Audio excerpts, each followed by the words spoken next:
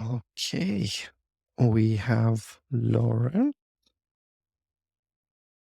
which is just an interesting UI kit, I guess, for landing pages. So we have a bunch of pre-made components that you can use, and then there are the actual pages. So let's have a look.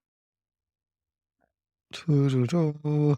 Some contrast issues, some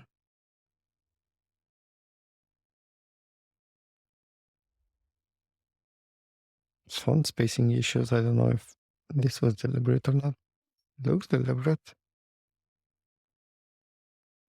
Yes, it's they're not bad, but they're not great. I don't know who would use this for actually selling anything. Maybe if you're building a portfolio or something, that could work. This for sure is not gonna sell shit. Which is weird because the UI explorations are not that bad. It's just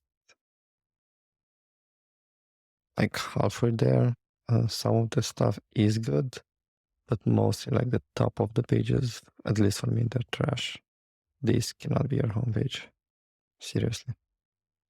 Not even for NFTs.